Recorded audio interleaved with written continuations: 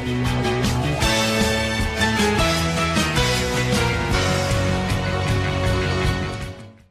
Mik Жиль from the International Zinc Association, and we present about 60% of companies producing zinc and mining zinc. And we also have a lot of affiliate members in the downstream uses, galvanizing, die casting, zinc oxides, fertilizers, and so on. How would you assess the present situation on the galvanized steel world market? Is it still a growing market despite of crisis in the world economy? Well, we have seen a big dip in 2009, but since then we see a gradual recovery of the use of galvanized steel. Maybe not so much growth in Western world, but we see growth in countries where the use of galvanized steel was not that high in the past. We see growth in China, where more people have access to appliances, to cars, so more cars, more appliances implies more demand for galvanized steel. We see now the same happening in India, where also the demand for galvanized cars results in demand for more galvanized steel for producing the cars, also for the appliances. So it's a question of the transfer in the market of the consumer. And in these countries where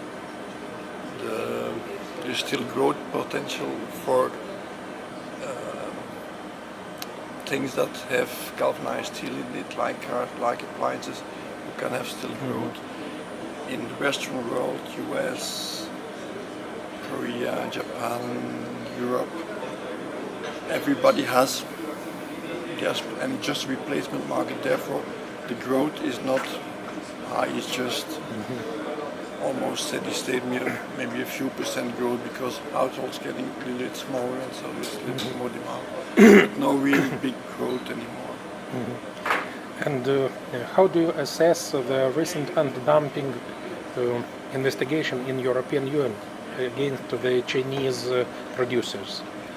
How will it impact the world market? Or will it impact the world market?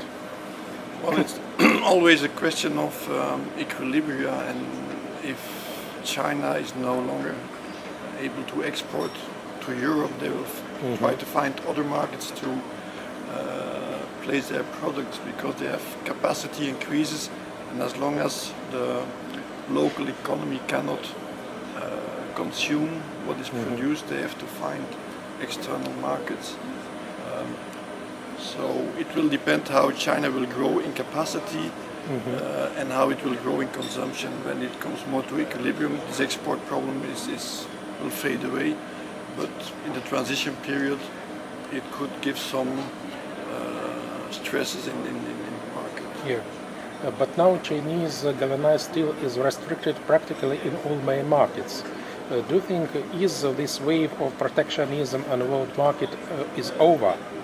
Or we'll see again any other investigations against Vietnamese or Korean producers? Well, steel industry in many regions, it's a big industry, a lot of jobs involved, and you always will see some protectionism if this local industry is stressed by imports, and then you get lobbying.